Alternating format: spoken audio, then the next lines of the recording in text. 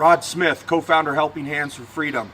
Today I wanted to share a little bit with you, a little bit of our why we walk. It's been a fascinating experience joining these two guys who've been walking from New Jersey, Atlantic City, New Jersey, all the way to San Francisco. We're currently in Steamboat Springs, Colorado, and I wanted to share a little bit about what we're doing here and why we're doing it here.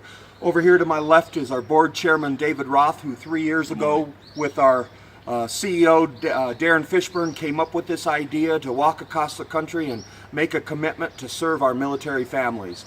David Roth, talk a little bit about the struggles we have when our families are serving, a little bit of experience. His son just came back from his 5th deployment. Talk a little bit what the family unit means. Well, the family unit means everything, and with multiple deployments, it takes the whole family. The whole family from not only the wives and the spouses, but the extended family beyond that, the in-laws and the mother and father. And I've had a great experience. I've gotten close to my grandchildren, but Skype can only do so much when dad's away and mom's at home, and the whole family has to pitch in. And that's really what we're about at Helping Hands for Freedom, is the family. And those that have multiple deployments, those that have not only lost their loved one in war, but multiple deployments, and the stresses that the military puts on that family. So we are trying to extend that and tell our story from Atlantic City to San Francisco.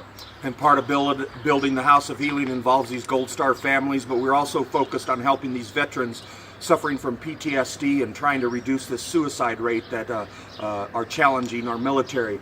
Kevin Winton, you've had an amazing experience along the way talking to so many people. Share with us maybe a story or two of what you've seen on the road.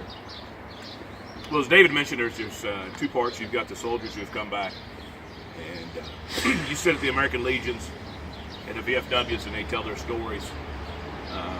Triggers that they have here, albeit could be from Iraq, Afghanistan. It could be some of the fellows back from Vietnam years ago, and the sights and the smells and the sounds that trigger reactions for them. And then the hard part's the mothers, the fathers, siblings, and the fellows who have served, but the people don't come back. So we had a mother, go pan right here, AJ. Had a mother come up and ask to take a picture of the RV, which is not out of the ordinary. But then she specifically said she wanted a picture of this right here with the soldiers saluting the crosses. And she talked about her son, who she lost 23 days before he was going to be honorably discharged. On the other side, we have a signature of a gentleman who lost a high school buddy in 1965. Remembers it clear as a bell. We have another fella signed on the back, served in Vietnam and Iraqi freedom, and talked about the young fellas he was holding when they lost their lives. America, I'm telling you, this is a gut-wrenching tour. We're committed to it. We're going to get to San Francisco. We need your support.